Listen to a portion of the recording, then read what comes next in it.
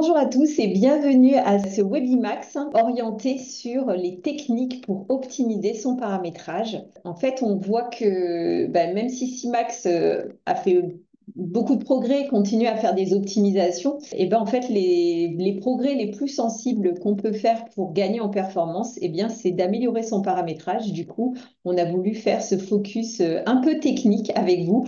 Donc, j'espère que vous êtes tous déjà bien au fait de commencer de paramétrer parce que ça va être quand même assez technique aujourd'hui. On va commencer par quelques rappels importants sur les performances. Et puis, bien sûr, avant d'optimiser, il faut trouver d'où vient la lenteur. Donc, c'est comment chercher. J'ai plein de trucs à vous donner là-dessus. Comment on peut corriger, optimiser. Et puis, on fera un petit focus à la fin aussi sur tout ce qu'on peut faire en dehors du paramétrage. Beaucoup d'entre vous le savent déjà, mais il y a peut-être des éléments là-dedans que vous n'avez pas forcément en tête. Et puis, pour s'amuser, on pourra terminer par un petit quiz. Voilà.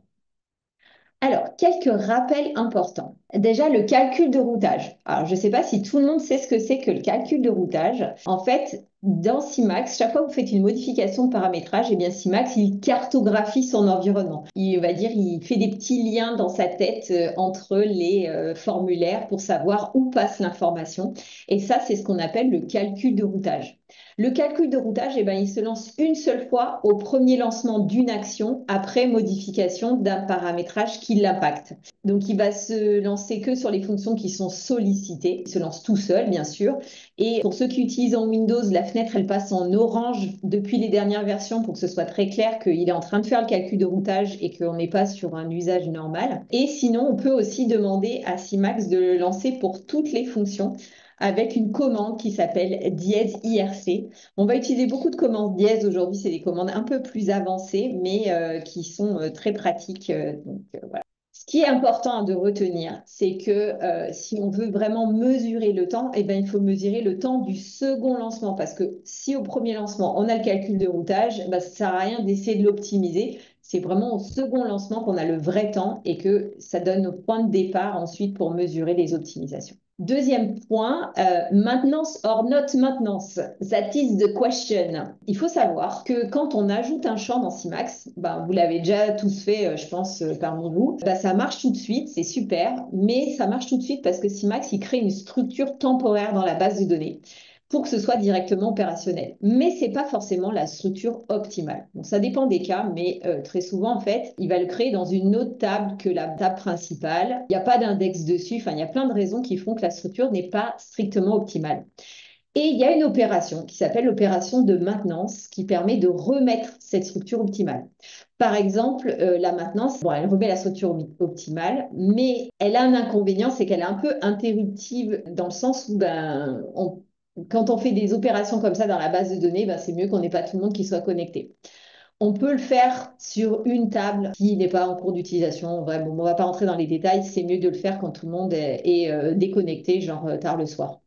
Ça peut être automatisé. La mise en place de la maintenance, on peut dire tous les samedis soirs, dans la nuit de samedi à dimanche, à 1 heure du matin, on lance la maintenance. Ça, c'est tout à fait possible. Qu'est-ce qu'elle fait la maintenance? Elle va utiliser un certain nombre d'informations statistiques pour rajouter automatiquement des index. Donc ça, c'est une détection automatique par Simax avec son savoir-faire.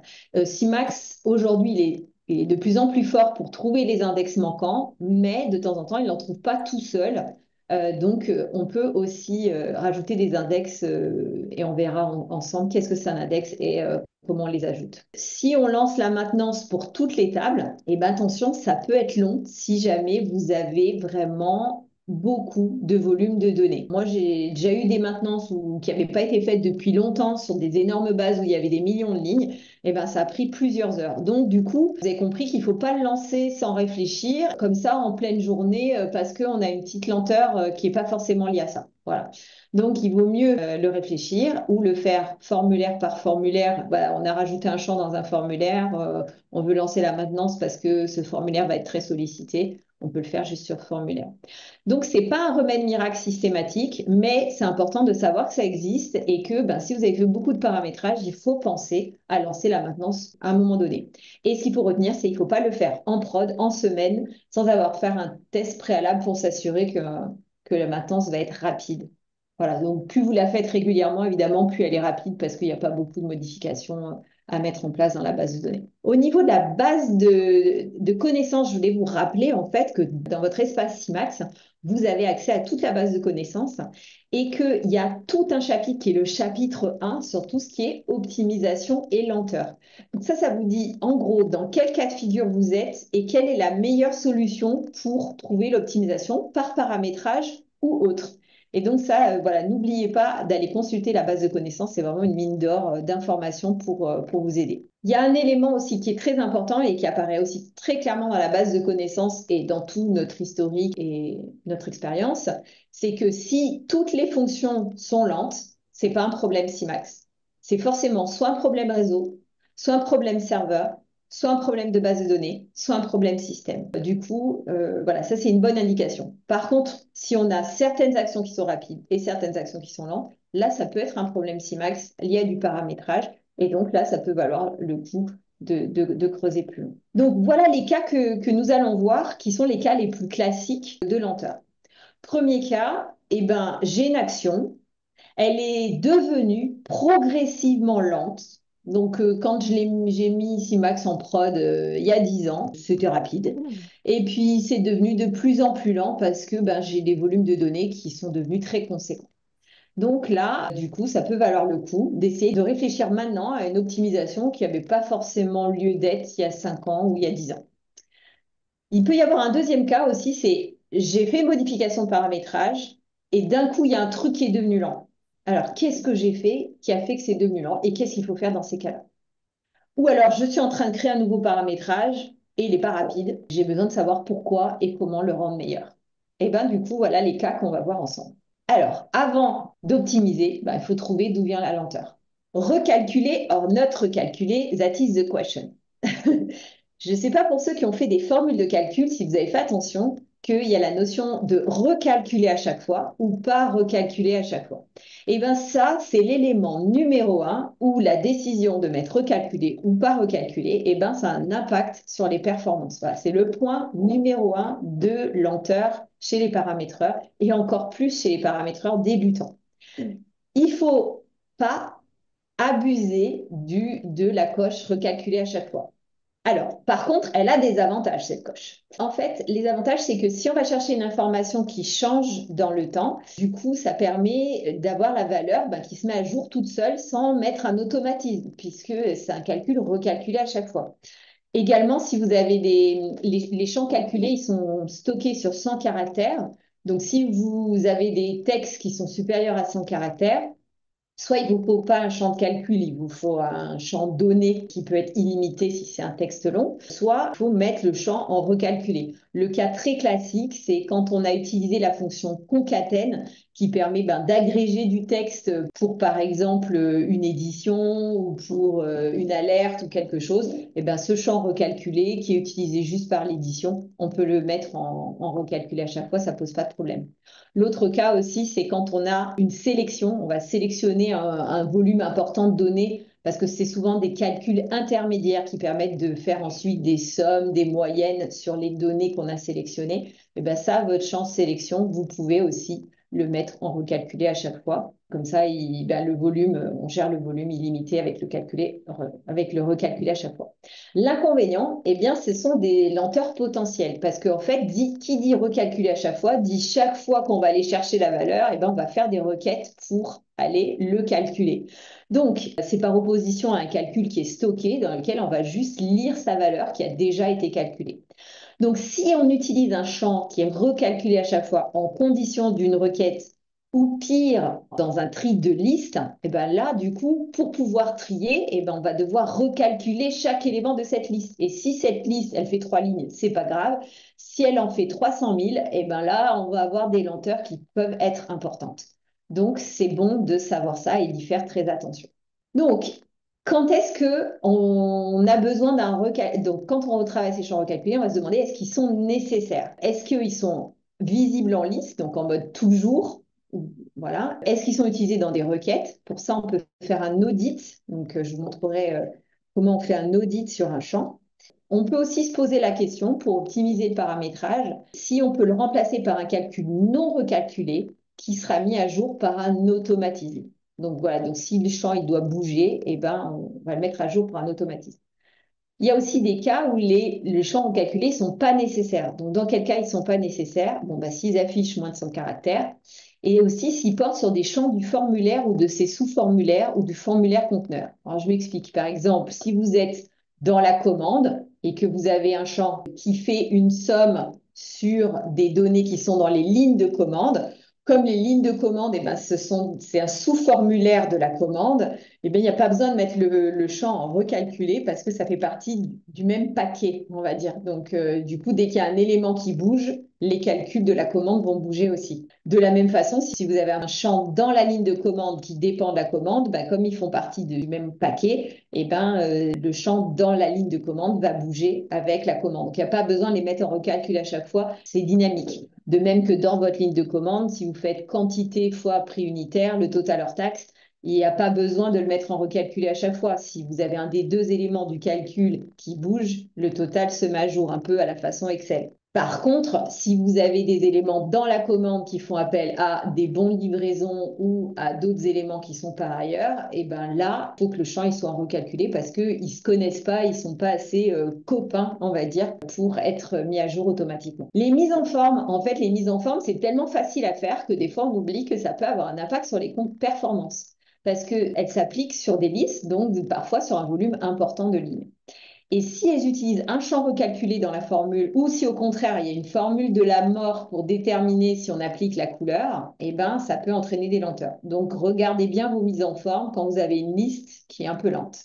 Après, comment on peut trouver les lenteurs? Eh ben, on va pouvoir utiliser un log calcul. On va voir ensemble tout à l'heure un exemple où on va utiliser un log calcul. Donc, le log calcul, il s'utilise en fait pour voir ce que Simax a fait comme calcul. Donc, c'est le cas que j'ai évoqué tout à l'heure. Je modifie mon champ quantité, et bien du coup, il va mettre à jour le total hors taxe parce que dans la formule du total hors taxe, eh ben, il y a le champ quantité qui est parti pris de cette formule. Voilà. Et en fait, ça permet à donc c'est le fameux calcul que Simax y fait pour connaître les liens entre les champs là, ce fameux temps qui n'est fait qu'une seule fois après un paramétrage, eh ben, il permet de déterminer ces liens et l'ordre dans lequel les calculs sont faits. Et ben, du coup, dans Simax, c'est intéressant de pouvoir le visualiser. Vous avez la possibilité de demander à Simax de vous afficher un graphique et de vous compter le temps qu'il passe dans les différents morceaux du calcul. Donc, par exemple, si vous avez dans un écran quelque chose qui est lent ou suite à la modification d'un champ, eh ben, vous pouvez obtenir des résultats. Voilà, si vous attendez 4 secondes et que vous voyez que vous avez passé 90% du temps dans la formule de calcul du tarif, eh ben, c'était sans doute que la formule elle était mal fichue.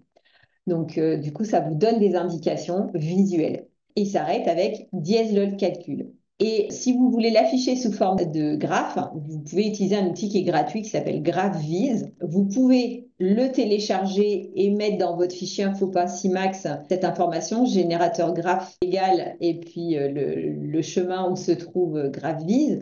Sinon, si vous n'avez pas générateur graphe dans votre info.simax, ça va vous générer un fichier qu'après vous pouvez ouvrir avec GraphViz en ligne.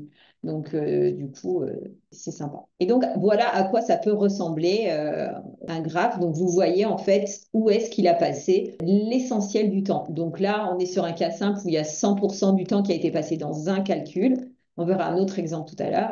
Mais des fois, c'est un peu plus diffus. On va avoir 30% d'un côté, 20% de l'autre, etc. Donc évidemment, bah, c'est tous les calculs qui ont les plus gros pourcentages qu'on commence par regarder pour voir si par hasard, il n'y aurait pas une erreur ou il n'y aurait pas une boulette ou quelque chose qu'on pourrait mieux architecturer pour avoir une meilleure réponse. Le log requête. Donc le log requête, eh ben, il s'utilise pour voir ce que Simax il fait comme requête et ce qui a pris le plus de temps. Donc ça, c'est encore plus technique, mais ça donne des résultats qui sont quand même intéressants. Si vous ne savez pas interpréter le log requête, vous pouvez aussi le communiquer au support et le support peut vous aider aussi à interpréter ce log requête. Donc, il se lance avec dièse log requête et il s'arrête avec dièse log requête. Dans Simax, en fait, il faut faire attention parce que des fois, il dit il n'y a pas d'index. Ça ne veut pas forcément dire qu'il faut en rajouter, surtout si le temps d'exécution est court, c'est juste indicatif que la recherche s'est faite sans index. Et on le verra tout à l'heure, il ne faut pas mettre des index partout sans réfléchir. Il y a aussi un autre élément qui est intéressant, c'est quand vous avez des traitements automatiques. Rappelez-vous que dans le compte-rendu d'automatique, vous pouvez voir aussi s'il y a eu des temps de traitement, enfin des traitements de données anormaux. Donc, par exemple, plein de tours dans une boucle, hein. Il y a plein d'étages qui se mettent là, genre il a fait 150 fois le même tour. Donc ça, c'est pas sain, c'est pas normal. Ou alors, vous pouvez regarder aussi, des fois, il vous indique les temps qu'il a mis pour les différents points. Et là, du coup, ça vous donne aussi des informations sur les temps d'exécution. Donc ça, c'est l'astuce du log requête. Et voilà à quoi ça ressemble, le log requête. Donc, comme je disais, c'est un petit peu barbare. Vous avez les vraies requêtes à l'intérieur. Et vous avez des informations. Donc, par exemple, on voit ici qu'il y a un index manquant sur une colonne en particulier. La dichotomie, vous en avez peut-être fait quand vous étiez à l'école. Et en fait, ça consiste en quoi? Ça consiste à diviser pour régner. Donc, si vous avez un traitement qui fait plusieurs automatismes et qui est lent, bah, qu'est-ce que vous faites? Vous désactivez la moitié de vos automatismes. Si c'est toujours lent, vous en redésactivez la moitié. Et puis, c'est devenu rapide, bah, vous réactivez la moitié de ce que vous venez de désactiver, etc., jusqu'à ce que vous trouviez l'automatisme qui pose problème. Et ensuite, au sein de votre automatisme, mettons, il y a 10 opérations sur colonne, vous en supprimez la moitié, vous dupliquez l'automatisme d'abord, vous désactivez celui que vous aviez dupliqué, vous supprimez les trucs histoire de ne pas perdre ce que vous aviez fait, mais bon, voilà. Donc, bref, vous enlevez la moitié des colonnes, vous regardez jusqu'à ce que vous trouviez celle qui est lente, etc., etc. Pareil, si vous avez fait 10 évolutions dans votre paramétrage, vous en annulez la moitié, vous regardez si c'est devenu rapide, puis vous en remettez la moitié, etc., etc. Pareil, 10 correspondances dans votre import qui est lent. Si vous avez une formule lente, bah, vous la découpez en morceaux pour trouver la portion de calcul qui est lente. Si vous avez une formule sélection qui est lente, vous retirez la moitié des conditions pour voir si elle devient plus rapide, etc., etc. Donc ça peut vraiment vous aider comme méthode. C'est une méthode qu'on utilise paramétreur au quotidien, diviser pour régner. Voilà, il faut vraiment retenir ça. Un des cas les plus classiques de lenteur, eh ben, ce sont des formules fausses. Les formules fausses, elles peuvent entraîner des lenteurs en plus d'être fausses. Et puis des fois, elles sont fausses depuis longtemps, on s'en est pas trop rendu compte parce que les résultats avaient l'air à peu près justes. Visuellement en fait. C'est pour ça que des fois, quand chez nous on fait des revues de paramétrage, on va pas seulement regarder le résultat, des fois on va voir comment a été construite la formule quand c'est des formules un peu compliquées et on regarde si elle a été bien fichue pour aider le... On fait ça en formation aussi pour aider le paramétreur à bien construire ses formules. Les cas les plus classiques, c'est le copier-coller sans remplacement des anciennes conditions. Par exemple, vous avez copié-collé un champ qui était dans commande, vous l'avez mis dans facture, et ben il y a une des conditions, elle porte sur la commande. Ça marche moins bien. Des fois, vous avez fait des inversions de colonnes dans la sélection. En fait, vous devez avoir une formule de la forme, enfin, si vous voulez les éléments du formulaire A, si vous faites une sélection qui porte sur la colonne 1 de A qui est égale à X, sur la colonne 2 de A qui est égale à Y, et bien des fois, si vous avez écrit X égale C1 de A et Y égale C2 de A, Max, souvent, il se débrouille pour faire marcher quand même la formule, mais des fois, ça change le sens de la formule, donc des fois c'est faux, et des fois c'est plus lent aussi. Donc du coup, pensez bien à construire vos sélections comme il faut, avec vraiment les colonnes du formulaire de destination, et après la condition et la valeur, du formulaire de destination, condition, valeur, formule de, etc. Donc, pour les formules dans les sélections, des fois, on a des formules dans les sélections, pardon. On va avoir sélection de début de mois de C1 de A égale X, etc. Et en fait, normalement, il faudrait plutôt appliquer la sélection non pas sur la colonne, mais sur la valeur. Bon, si Max, il arrive à faire des formules dans les sélections, mais voilà. Mais ça peut être plus lent, encore une fois, donc réfléchissez-y. Si on veut qu'en dynamique, le libellé de l'article soit mis à jour, recalculé dans une commande. Alors, on veut qu'en dynamique, le libellé article soit mis à jour dans une commande. Stéphane, votre question, c'est mis à jour, mais dans quel cas? Dans quel cas est-ce que le libellé article doit être mis à jour? Donc, en revenant le lendemain sur la commande, ok, mais qu'est-ce qui a changé le libellé de l'article? Qu'est-ce qui aurait Non, pu j'imagine simplement le cas, parce que je me demande ce que vous appelez en fait, que je sais plus comment vous avez dit, des sous-formulaires ou des formulaires. Quelque part, quand on est dans une commande, on a un lien avec plein de données de l'article, Oui, en général. Donc, si on vient oui. changer une donnée sur l'article, on revient sur la commande et il faut mettre recalculer si on veut que cette donnée soit mise à jour, Ben, ça dans dépend. l'absolu. Il faut aussi se poser la question moi, typiquement, il y a des choses que j'aime bien qui ne sont pas recalculées dans les commandes parce que Oui, c'était la valeur. qui était vrai pour cet article au moment où la commande elle était passée. Oui, Je oui, donne un exemple. fonctionnellement, on est tout à fait d'accord. C'est juste Voilà, savoir si mais quand on veut que ça le fasse, il faut que le champ soit mis en recalculé ou de toute façon. voilà, C'est ça. c'est ça, par exemple. Ou alors qu'on ne mette pas le champ à recalculer, mais qu'on mette un traitement automatique qui peut éventuellement même être demandé sur validation humaine, hein. Vous savez que dans les automatismes, vous avez le droit de les demander à confirmer pour lancer une mise à jour, par exemple, dans les commandes. Je donne un exemple. Mettons qu'on ait un article, il n'est pas marqué en livraison directe par le fournisseur. Donc, il y a quelqu'un qui passe une commande, l'article, il n'est pas en stock, la commande, elle est en stand-by. Et puis d'un coup, il y a quelqu'un au service logistique qui dit, ah ben tiens, cet article, il faudrait qu'il soit en livraison directe par fournisseur. Là, il faut vraiment se poser la question, on va dire fonctionnelle au niveau de la logique. Est-ce qu'on veut que du coup, boum, la commande, elle passe en livraison directe par le fournisseur? Moi, je pense pas, parce qu'au moment où elle a été passée, c'était pas les conditions. Mais par contre, on pourrait éventuellement mettre un automatisme qui, quand on change cette condition, pose la question à l'utilisateur, voulez-vous que les commandes qui n'ont pas encore été envoyées au fournisseur et pas encore livrées au client leur soient transmises? Voilà pour cet article. Du coup, on pourrait lancer un traitement automatique qui ferait beaucoup plus que juste mettre à jour la colonne, qui en plus derrière enverrait les commandes pour les commandes qui sont en suspens. Vous voyez ce que je veux dire? C'est plus clair? Ouais, ouais, très clair, ouais. Ce qui n'était pas Voilà. très clair, en fait, c'était en quoi c'était je sais plus le terme que vous avez employé tout à l'heure, mais un formulaire lié ou pas. Est-ce Ah, que le formulaire lié. En fait, les formulaires, ils sont liés quand vous avez, par exemple, commande et ligne de commande. En fait, la ligne de commande, elle a un champ obligatoire sur la commande et la commande a une liste de lignes de commande. Donc, en fait, on a un lien très fort entre ces deux formulaires. et sur la ligne de commande, le code article aussi est obligatoire. Le code article, il est obligatoire, mais par Ouais. contre, l'article n'a pas une liste de lignes de commande. Donc, il y a un Non, lien dans d'accord. un Ok. sens, Ah mais oui, un pas dans lien dans les l'autre. deux sens. Ok, fort. Ok. Ils sont pas liés aussi fortement, on va dire. Voilà. D'accord. Ok. C'est ça la règle. Alors, parce qu'il y a une différence entre les recalculés et les calculs stockés aussi. Et c'est par rapport au parce que tu parles de l'automatisme qui dit que quand tu changes la valeur, ça permet de, par exemple, de passer tu poses la question pour passer toutes les commandes en, Oui.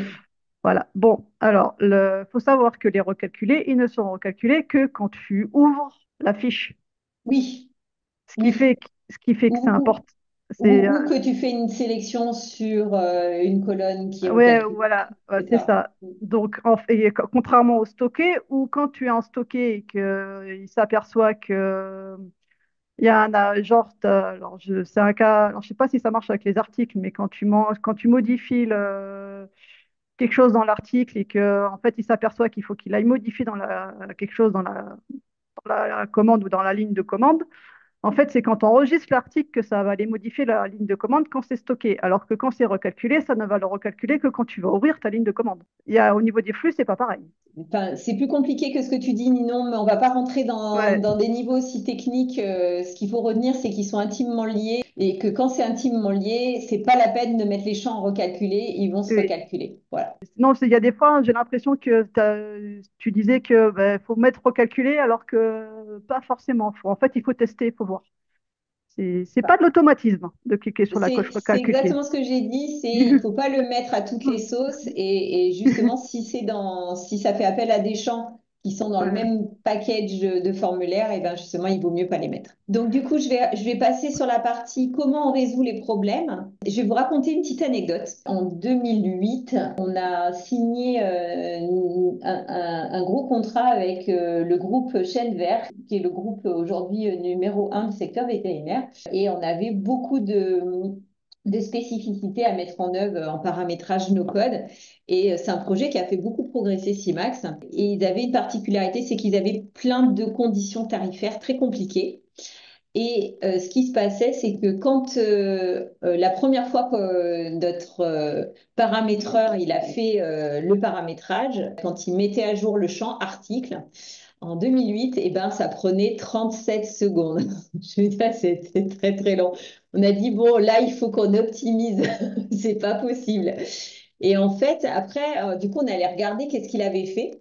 Et le premier truc qu'il avait fait, c'est que en fait, il avait, je sais pas, une quinzaine de champs qui géraient les tarifs et qui étaient invisibles avec des calculs. Et en fait, il avait les mêmes sélections qui étaient 15 fois. Donc en fait, les requêtes étaient faites 15 fois. Donc c'était vraiment pas optimisé. Donc en fait, il avait des formules. Si le tarif de la sous-espèce est différent de zéro, il mettait le tarif de la sous-espèce. Si le tarif de l'espèce était différent de zéro, il mettait le tarif de l'espèce. Si le tarif du client il était différent de zéro. Donc, ce qu'il faut imaginer, c'est qu'à la place de tarif de sous-espèce, il faut imaginer une espèce d'énorme sélection qui calculait le tarif de la sous-espèce. Du coup, en fait, ce qui se passait, c'est que il y avait des sélections de partout et puis en plus tout était calculé deux fois parce que pour vérifier si le tarif était différent de zéro, on calculait une fois et ensuite si effectivement il était différent de zéro, ben, on calculait une deuxième fois pour renvoyer la valeur. Donc, la première chose qu'on a fait, eh ben, c'est qu'on a factorisé, c'est-à-dire que les calculs intermédiaires, eh ben, on a mis des formules qui faisaient les sélections qui étaient utilisées à plusieurs endroits. Donc là, déjà, on est passé à 10 secondes. Donc, déjà, c'était mieux, mais ce n'était pas suffisant. Ensuite, on a rajouté des index sur des champs qui étaient nécessaires pour les tarifs parce qu'on avait des gros volumes de données. Et là, on est passé à 3 secondes. C'était déjà presque correct, mais ce n'était pas encore suffisant. Et là, du coup, on a inventé une fonction que si vous ne connaissez pas, je vous invite à utiliser, qui s'appelle la fonction si non vide. Ça remplace un peu l'équivalent de si machin différent de zéro machin, si truc différent de zéro truc. En fait, si non vide, ça s'écrit si machin, virgule truc, virgule bidule. Et en fait, c'est le premier qui est différent de zéro, qui est différent de vide, qui va être retenu. Donc, en fait, chaque élément est évalué une seule fois. Et donc, du coup, là, on est passé à une seconde et c'était beaucoup plus intéressant. On était arrivé à notre objectif. Voilà, donc pour ça, pour dire que par paramétrage, on peut vraiment avoir des impacts significatifs entre je fais bien et je fais moins bien. Puisqu'on avait posé des index, on a parlé d'index déjà plusieurs fois, eh ben, on va évoquer le cas des index. Donc, déjà, qu'est-ce que c'est qu'un index? Je vais rappeler pour ceux qui parmi nous ne seraient pas au clair sur ce que c'est. Il faut imaginer que c'est comme quand vous regardez une encyclopédie, en fait, quelque part, vous voulez retrouver quelque chose, eh ben, vous avez un index, vous avez une table des matières qui va vous aider à aller à la bonne page. Et ben, en fait, dans les bases de données, on a la même chose, mais on peut poser des index sur différentes colonnes. Si vous avez déjà utilisé Excel, en fait, vous pouvez demander à trier sur différentes colonnes. C'est un peu la même chose, sauf que dans la base de données, ben, on lui dit ben, on va s'autoriser en fait de bien trier sur cette colonne-là, cette colonne-là, cette colonne-là. Est-ce que poser un index, ça peut avoir des impacts si une requête est lente? Oui, parce que si elle se fait sur un gros volume de données et si on fait une condition sur quelque chose où il n'y a pas d'index, et ben forcément, c'est comme si on cherchait dans un livre sur un critère qui n'est pas dans la table des matières, ben c'est un peu plus lent. Voilà. Pourquoi est-ce qu'on ne créerait pas des index sur toutes les colonnes dans ce cas-là? Eh bien, il ne faut pas parce que en fait, ça ralentit les créations. Parce que ça veut dire chaque fois qu'on crée une nouvelle ligne, ben, il va falloir que ce soit indexé sur tous les critères pour lesquels on a demandé des index. Donc, ça se réfléchit, il ne faut pas le faire sur tout et il faut le faire quand c'est nécessaire. Donc, comme on l'a vu tout à l'heure, la maintenance, elle permet de poser des index, mais elle ne trouve pas tout. Et il y a des choses que vous pouvez faire. Dans CIMAX, vous pouvez le faire en mettant l'option index dans le modèle de champ et aussi voilà, en faisant la maintenance. Donc, il ne faut pas oublier de faire la maintenance après avoir mis index dans le modèle de champ parce que si vous avez juste mis index et pas lancé la maintenance derrière, il ne l'a pas appliqué dans la base de données. Voilà, donc il faut bien le retenir. Et sinon, vous pouvez le faire faire par un DBA sur la base de données. Et CIMAX, même si vous faites des maintenances, même si vous faites d'autres choses, il ne se permettra pas d'enlever un index qu'un administrateur de base de données a posé. Si vous n'avez pas d'administrateur de base de données chez vous, vous pouvez aussi contacter le support. On peut vous aider aussi pour poser des index. Voilà, il y a des gens chez nous qui savent faire. L'autre point qui peut avoir un impact significatif sur les performances, c'est les modes de traitement des automatismes. Alors là, on arrive dans des fonctions quand même assez avancées de CIMAX. Par exemple, si on lance un traitement de facturation, un traitement de préparation de la paye avec beaucoup de collaborateurs, ben, des fois, entre le moment où on a cliqué sur lancer et le moment où c'est terminé, ça tourne. Et en fait, on voudrait que CIMAX il nous rende la main pour qu'on puisse éventuellement vaquer à nos occupations en attendant.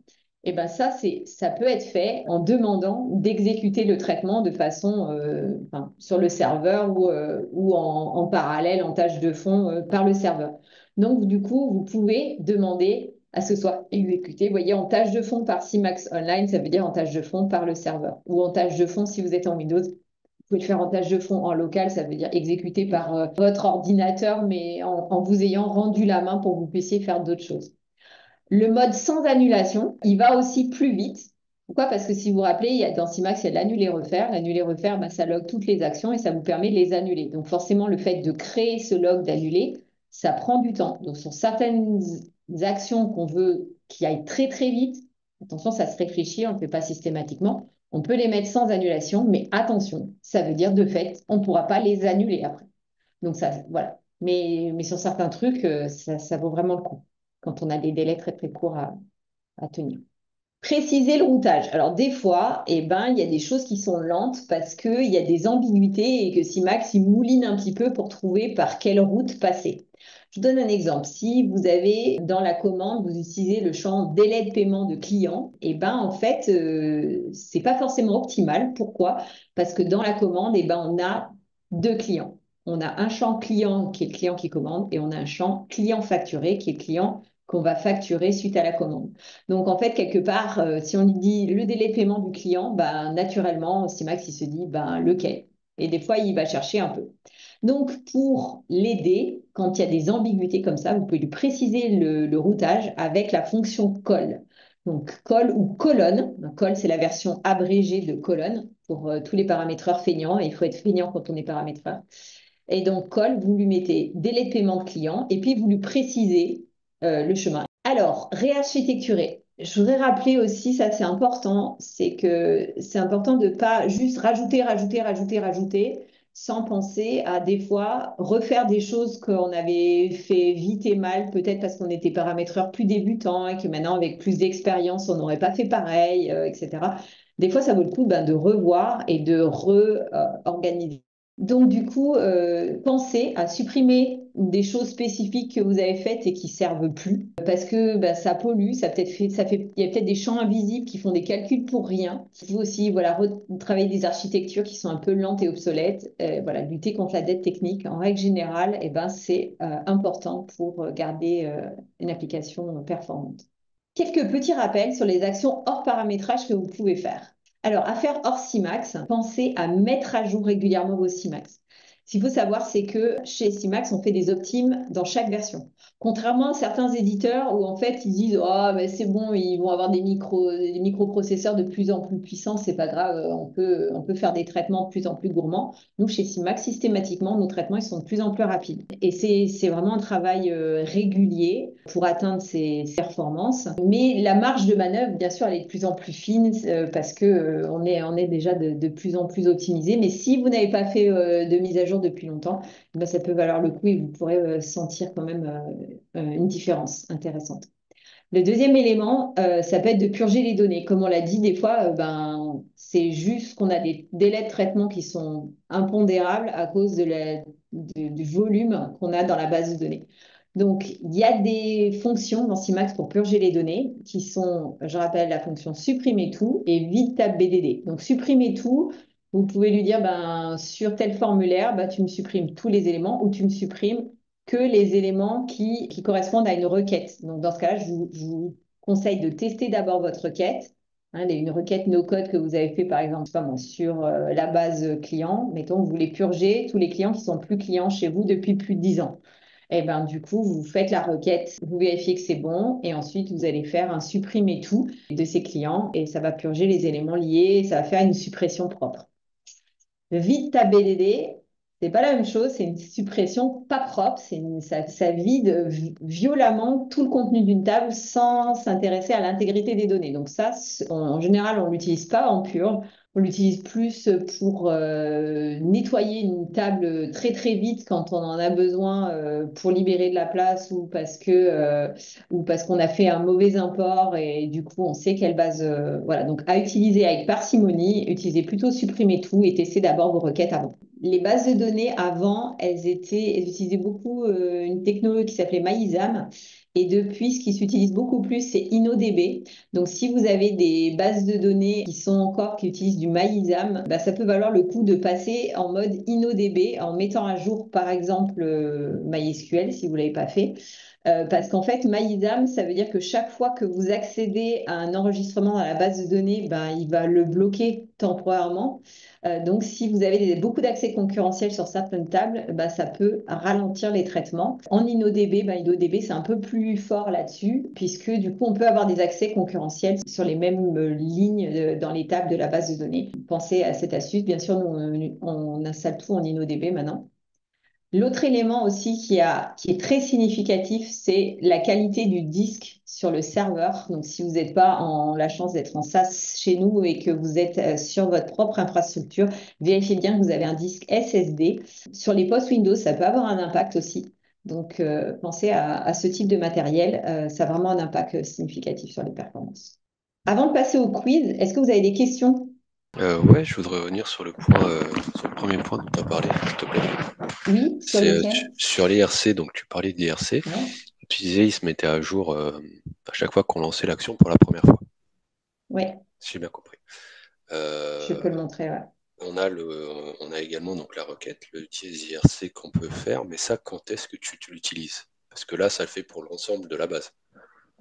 Oui, alors en fait, le dièse, merci, le dièse IRC, c'est un point important à bien comprendre, donc c'est bien qu'on revienne dessus. On va faire un exemple ensemble. Je vais rajouter un champ. Voilà, donc là, pour l'instant, là, il s'occupe de rajouter la donnée dans les formulaires, dans toutes les actions, dans la base de données, tout ce qu'il faut. Voilà. Et dès qu'il va me rendre la main, il change les ordres, il fait tout ce qui est nécessaire pour que ça fonctionne. On a rajouté notre champ test.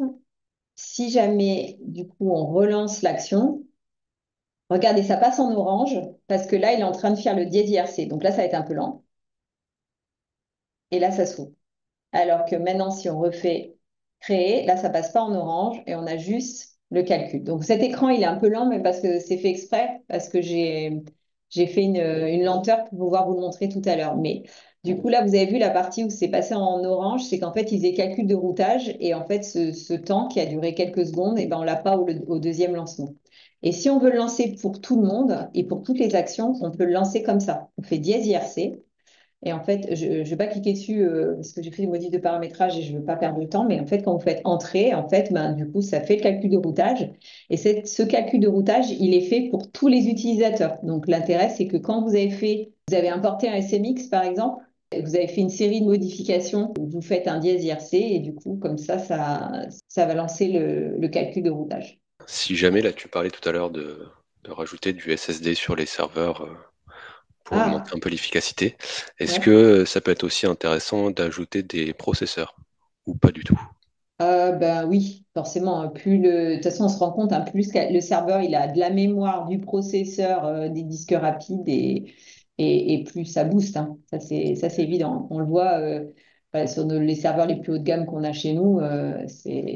Voilà, c'est pas pareil. Parce que nous, tous nos serveurs qui servent, par exemple, pour faire le paramétrage et les tests, exprès, on met des serveurs qui sont pas hyper performants.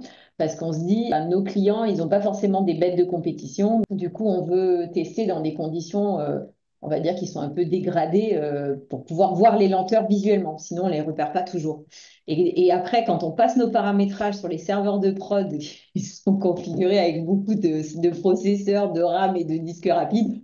Ça booste, c'est un truc de malade. Donc oui, on voit bien la différence. Ouais.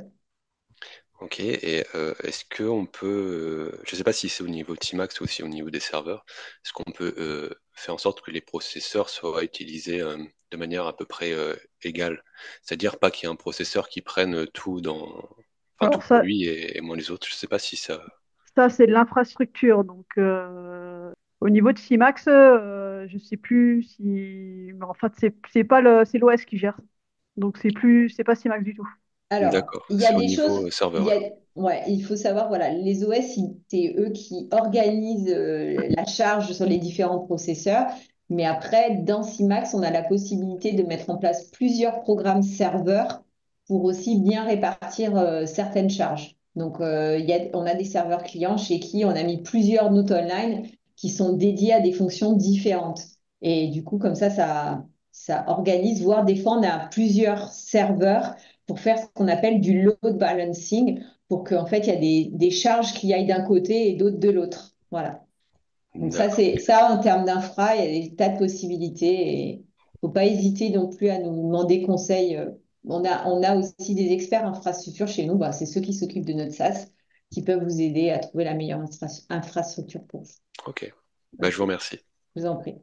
Là, on est dans le cadre de notre formulaire et je voulais vous montrer du coup un log calcul, comment ça fonctionne. Et bien du coup, vous avez compris, vous tapez dièse log calcul, comme ça. Donc là, ça met que le log des calculs est activé. Donc là, je vais rentrer la valeur de mon article, c'est-à-dire Coca-Cola. J'ai une petite lenteur, elle n'est pas démentielle, mais voilà, on l'a un peu vu. Et là, on va faire dièse log calcul. On arrête le log et en fait, le log, il a été écrit là où j'ai demandé. Et en fait, on voit comment les calculs, ils s'enchaînent les uns derrière les autres. Donc aussi ça, ce graphe, il n'est pas seulement utile pour les performances, il est aussi intéressant pour savoir qu'est-ce qui est calculé avant quoi. Parce que des fois, dans les paramétrages, on fait ce qu'on appelle des boucles de calcul. On a le champ A qui appelle le champ B, qui appelle le champ C, qui appelle le champ A. Et donc, forcément, ben, ça marche pas toujours comme on veut. Donc, pour ça, ben, c'est intéressant de regarder les log calculs. Ça ne sert pas que pour les perfs. C'était un exemple. Si on veut faire un audit sur un champ, ben, vous prenez votre champ et derrière, vous pouvez lancer un audit. Donc, par exemple, si on regarde le champ, celui-là, il va être très, très utilisé, donc c'est bien. Donc là, on va lancer un audit. En fait, Simax est capable de vous dire partout où ce champ il est utilisé, il vous donne des informations. Donc là, il vous dit qu'il y a ça c'est la formule de calcul de ce champ-là. Il y a un niveau de complexité. Bon, ça, il vous donne des informations parce que des fois, c'est intéressant de savoir que c'est un champ plutôt complexe ou plutôt simple. Et puis, on vous montre où est-ce qu'il est utilisé, ce champ, et dans quel cas. Et donc, voilà, vous avez la liste exhaustive. Et si vous dites, ah bah tiens, mais là, ça m'a pas l'air très juste dans cette condition, ben, vous pouvez rentrer en cliquant sur le lien sur l'élément qu'il faudrait regarder. Donc là, il y a un truc sur le coût unitaire. Voilà, on peut rentrer dedans, etc. Donc ça, les audits, il faut en user et en abuser. Ça vous aide vraiment beaucoup à trouver toutes sortes de problèmes. Ça n'a pas montré le graphe de dépendance des calculs au niveau dans l'audit. Oui, ben, C'est bien. celui-là, c'est intéressant pour savoir si justement il te faut mettre la coche à recalculer ou pas. Parce que si la colonne qui t'intéresse est dans ton graphe, tu n'as pas besoin de le mettre en recalculé. Donc du coup, générer graphe de dépendance de calcul. Voilà. Donc, des fois, c'est plus simple que ça. J'ai pas choisi le champ le plus simple, ni le Non. formulaire le plus simple, mais évidemment. Donc ensuite, dernier point, comment est-ce qu'on met un index? Donc mettons qu'on veuille rajouter un index sur quantité, par exemple. Eh bien en fait, alors soit on se dit, donc on pourrait faire quantité avec index, c'est pas forcément le meilleur choix, mais en fait, dans les options des formulaires, c'est ici, des modèles, c'est ici que vous pouvez mettre une option qui s'appelle index. Attention parce que ça va le faire sur tous les champs qui utilisent ce modèle de champ. Donc, par exemple, si vous avez un vrai-faux, comme vrai-faux, on en a partout, évitez de mettre index. Vous allez plutôt mettre un truc genre case à cocher avec index. Vous allez créer un nouveau modèle de champ. Donc, par exemple, modèle de champ classique de type vrai-faux. Et là, mettre index. Voilà. Par exemple, le dièse log requête, eh ben, comment il se lance? Eh ben, il se lance comme ça. Donc, quand est-ce qu'on va le lancer? Alors, je vais faire dièse log requête. On va faire créer dièse log requête. Et là, on peut demander l'analyse du log. Et là, c'est là qu'il ouvre le log requête. Alors, petit quiz. Donc, qu'est-ce qu'il faut faire quand il y a une action qui est devenue progressivement lente? Si c'est sur du volume de données, et ben, du coup, on va consulter la base de connaissances, optimiser les requêtes via paramétrage, poser des index si nécessaire, faire la chasse aux champs recalculés, faire attention aux mises en forme et au contrôle. Qu'est-ce qu'on fait si jamais il y a une action lente suite à une modification de paramétrage? Revoir la formule. Oui, revoir la formule, tout à fait.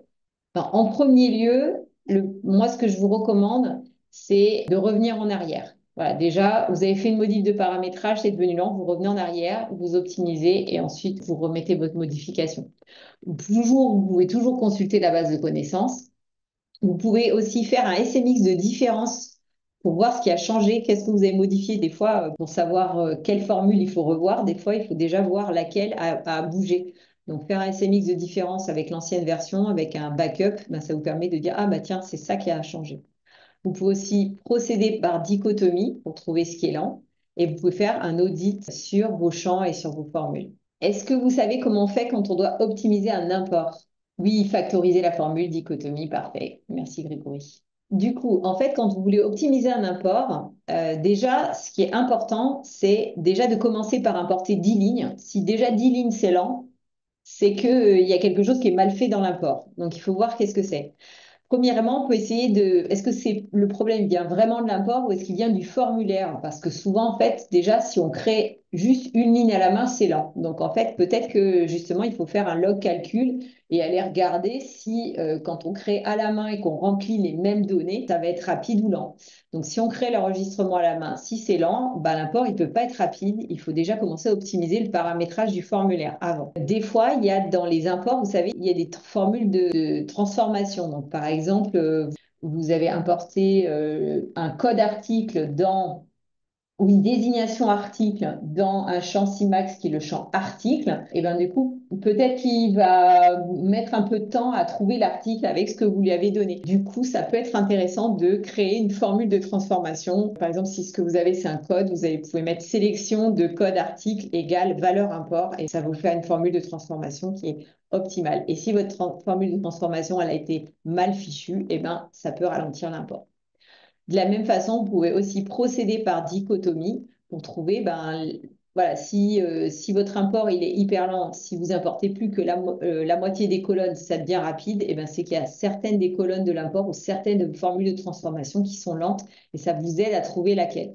Vous pouvez aussi vérifier si les automatismes ne sont pas lancés en création, parce que si, en fait, chaque fois que vous faites une création dans ce formulaire, ben, sur l'action créer A, créer le nom du formulaire, vous avez plein d'automatismes qui se lancent. Ben, si votre import, il est pas, vous savez, il y a une coche dans les imports pour dire avec automatisme ou sans automatisme. Ben, si c'est avec automatisme, ben, forcément, ça va être plus lent que si c'est sans automatisme. Mais des fois, les automatismes, ils sont nécessaires, donc il faut se poser la question. Et aussi, ce qui peut être intéressant, c'est de faire une maintenance sur le formulaire de destination, parce que si le formulaire, ben, il a plein de champs qui ont été rajoutés, créés avant l'import, ben, des fois, il n'a pas une structure optimale. Donc, ça peut être intéressant d'optimiser votre import de cette façon-là. J'espère que ça va vous aider à faire des paramétrages super optimisés à partir de maintenant. Et voilà, et n'hésitez pas si vous avez besoin de pistes aussi pour optimiser votre CIMAX. Vous savez qu'on a aussi un pack performance à vous proposer avec des experts qui sont à votre disposition pour vous aider à analyser vos formules, pour trouver comment on peut améliorer les performances, que ce soit dans CIMAX ou avec d'autres leviers. Voilà. Eh bien, écoutez, je vous remercie beaucoup pour vos questions, votre attention et d'avoir participé avec moi à ce Webimax un peu technique, mais des fois il en faut. Et je vous souhaite une excellente fin de journée.